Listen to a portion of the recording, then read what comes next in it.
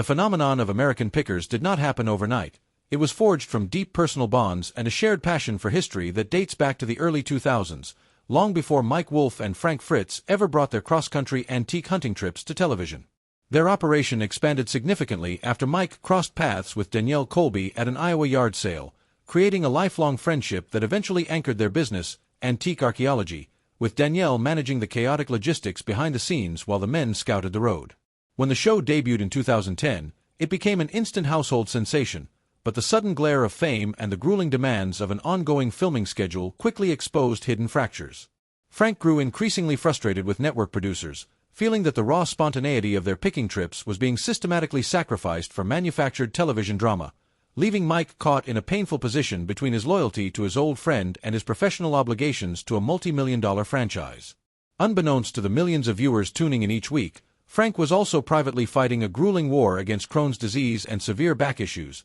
physical ailments that made the long hours on the road an absolute nightmare and eventually led him down a dark path of alcohol dependency and self-medication. Though Frank courageously achieved sobriety after entering a 77-day rehabilitation facility in 2021, his prolonged absence from the show ignited an intense storm of fan speculation and public backlash, with many accusing Mike of coldness when he eventually announced Frank would not return and introduced his brother, Wolfe, to fill the void. Danielle later broke her silence in an emotional social media post to clear up the rumors, clarifying that Frank's permanent exit was strictly due to his catastrophic health struggles rather than a malicious personal feud, expressing how agonizing it had been to watch her longtime friend cause himself so much physical and emotional pain over the years. Tragically, Frank's health further deteriorated in July 2022 when he suffered a debilitating stroke that left him with severe mobility and speech impairments, ultimately leading to a temporary legal guardianship as his mounting medical bills, reported at around $273,000 annually, and dwindling income pushed him into a severe financial crisis. Despite a brief period of improvement where Frank managed to reconcile with Mike during an emotional holiday weekend reunion and expressed a deep desire to return to the road, his battle came to an end when he passed away on October 1, 2024, from cerebral vascular disease, leaving behind a lasting legacy, a deeply grieving fan base, and heartfelt tributes from colleagues who remembered him as an irreplaceable part of the American Pickers family. Looking back at the entire trajectory of this television phenomenon, it becomes entirely clear that the reality of their lives was starkly different from the sunny, light-hearted Americana presented to viewers every single week. The initial magic of the series relied completely on the authentic, unscripted chemistry between two childhood friends who genuinely loved the thrill of the hunt, traveling thousands of miles in a cramped cargo van and finding beauty in what the rest of the world considered garbage. This foundational bond was what made the early seasons so incredibly magnetic to audiences worldwide, as viewers felt they were riding shotgun on a genuine, cross-country adventure driven by pure passion rather than corporate interests. However, as the production scale grew exponentially, the network infrastructure began to impose structural demands that chipped away at this original spirit, transforming what was once a simple, organic road trip into a highly managed, tightly scheduled entertainment machine. This shift in production philosophy became a primary source of psychological friction for Frank, who valued the old ways of doing business and increasingly resented the artificial timelines, prearranged picks, and heavy production crew presence that compromised the raw spontaneity he cherished. Meanwhile, Danielle Colby found herself perpetually positioned as the emotional shock absorber of the entire enterprise, working tirelessly from the home base in LeClaire to keep the business operational while simultaneously acting as a mediator between the two hosts and the network executives whenever tempers flared behind closed doors. Her unique position gave her an intimate understanding of the immense pressures bearing down on both men, allowing her to see that the emerging cracks in their relationship were not caused by a simple lack of affection, but rather by the crushing weight of fame, exhaustion, and radically divergent coping mechanisms. The physical reality of Frank's life on the road was also a massive, hidden factor in his growing isolation from the rest of the team, as managing a severe, unpredictable case of Crohn's disease under the constant scrutiny of a television production schedule is an unimaginably draining ordeal. The long hours of driving through rural areas with limited access to medical care, combined with the poor dietary options available at roadside diners and the physical toll of lifting heavy, rusted automotive parts, created a perfect storm of physical suffering that Frank tried his best to hide from the public eye for as long as possible. This chronic physical pain, compounded by severe spinal degeneration that eventually necessitated major back surgery, created a dark, vicious cycle where Frank increasingly turned to alcohol to numb his daily discomfort and cope with the immense stress of his vanishing privacy.